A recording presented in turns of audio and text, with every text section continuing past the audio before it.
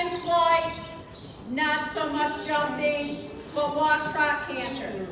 When we have a third flight is primarily walk, trot.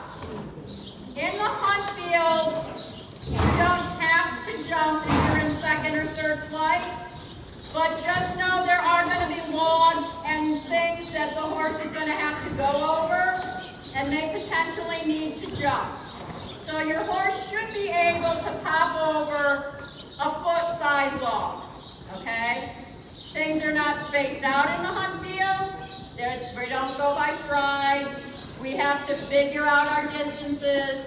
We need to make it possible for our horse to go through water, over logs and so on. And you need to help your horse do all that. So in the beginning, we're going to break up into our flights.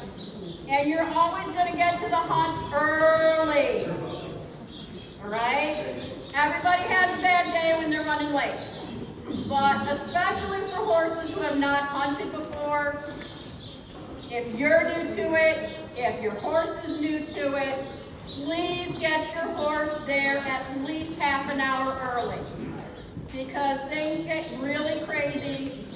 It's organized chaos.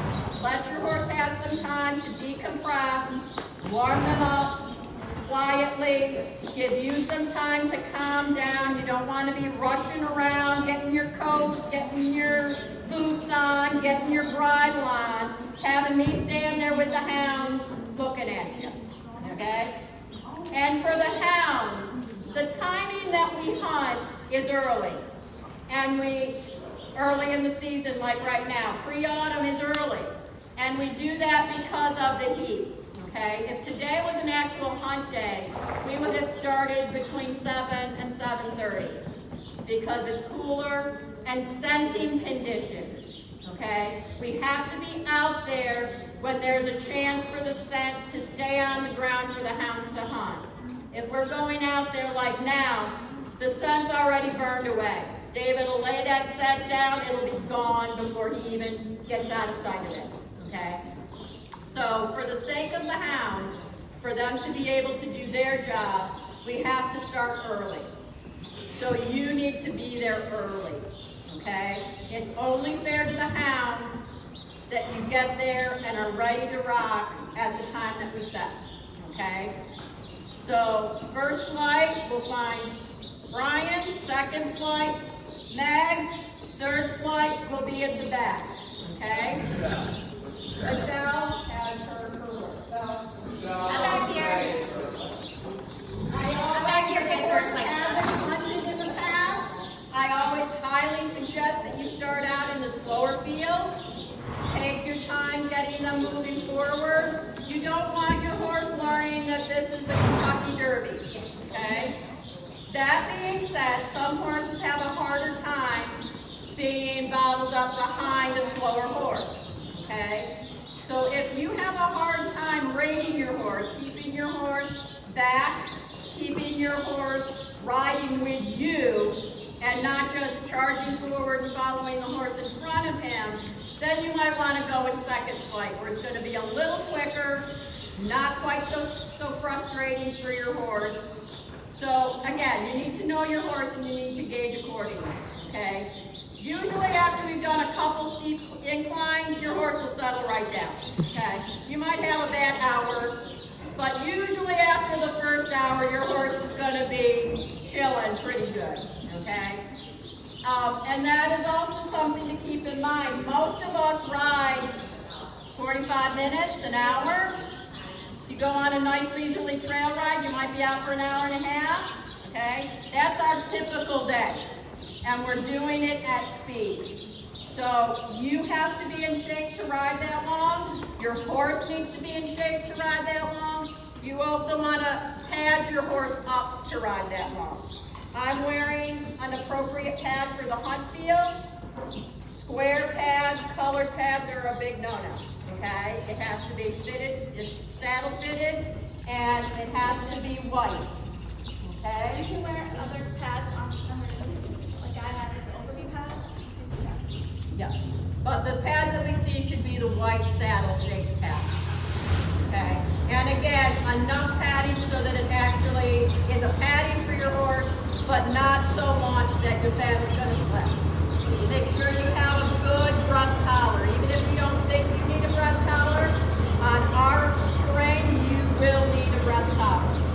If you have no breast collar and you tighten your girths so tight that your saddle's not gonna slip, your horse isn't gonna be able to use their shoulder, and they're not gonna be able to expand their lung capacity for what we need to do.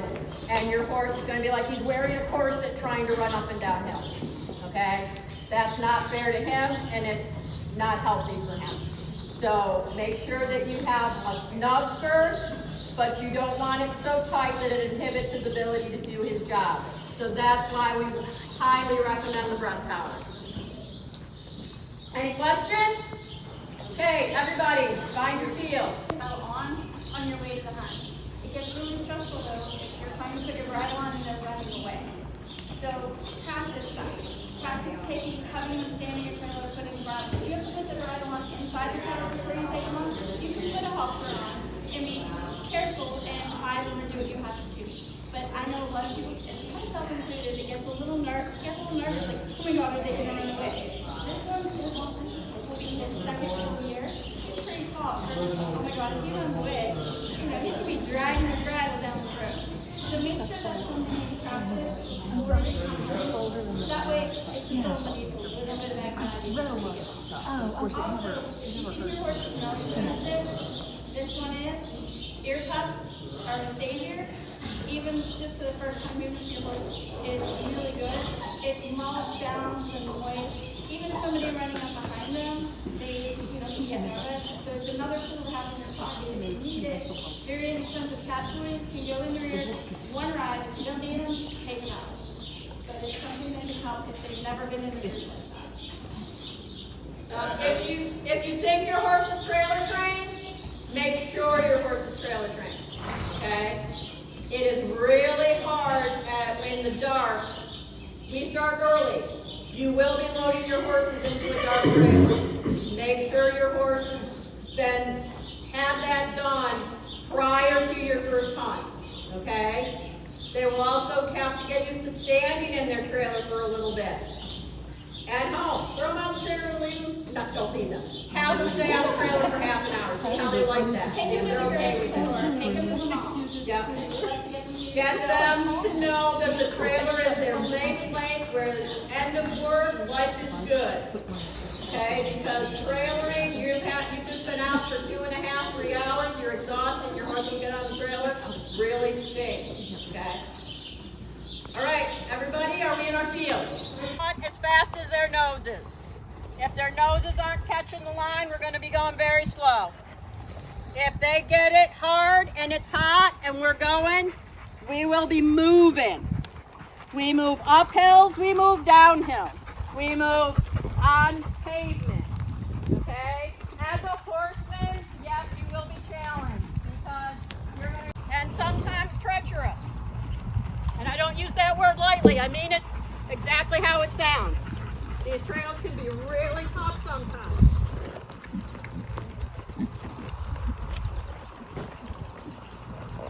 And again, don't take shortcuts if your field master has not taken that shortcut. You don't know what's up there. You don't know what's on the other side of that tree. Very true. Very true.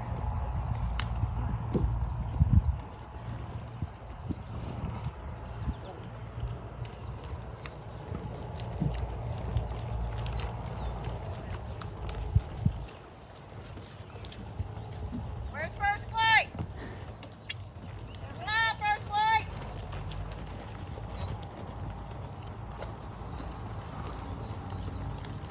Second flight.